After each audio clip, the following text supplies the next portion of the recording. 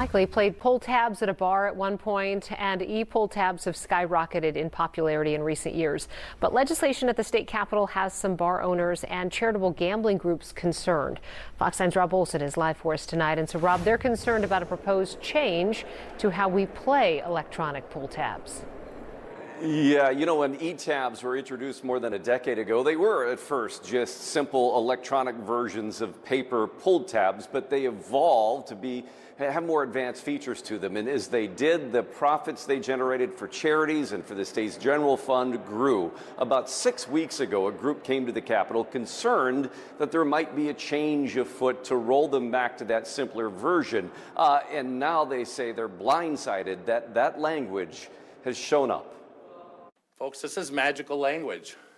It simply appeared yesterday. Proponents of electronic pull tabs have been hearing rumblings that legislation to return the games to a simpler form could be in the works, but no bill had emerged until language suddenly showed up in the House tax bill on Monday. What is happening now in the tax committee represents the largest modification to charitable gambling adopted by a legislature, all without a committee hearing or even a fiscal note. The main thrust of the modifications is to remove the feature that allows one button to open all rows of the virtual tabs, which Minnesota's tribal nations have contended for several years made them essentially slot machines. But opening one line at a time like paper tabs, the charitable gambling interest contends, slows play and therefore revenue. Some estimates show that removing an open all feature and modifying other bonus game play could lead to a 25 to 60% reduction in the revenue raised by charities. But the argument here is that there's much other language in the tax bill that requires even more fundamental changes than just that one feature. That would require complete redevelopment of the games.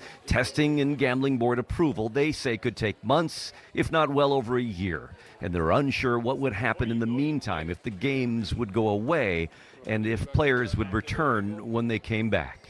I find it somewhat disingenuous that now that e-tabs have somewhat served their purpose by helping pay off the stadium early, now they want to make these sweeping changes to our e-tabs. What the state's trying to tell us now is that the games that we offered for the last 11 years were illegal. That seems hard to believe. Now, the growth of revenue from e-tabs has been pretty remarkable. Last year, about 96% or so of all charitable gambling proceeds came from either paper tabs or e-tabs. Paper tabs were about half of that. E-tabs were just right behind that. Together, about $180 million, a little bit more than that, to the general fund, more than $130 million to nonprofits. Again, the fear is here what this could do to that e-tab revenue. They don't think those players necessarily cross over to the paper tabs. They think it would just lower what we see going to these nonprofits. So a lot of concern here about where this could lead. Live at the Capitol, Rob Olson, Fox 9. All right, thank you, Rob.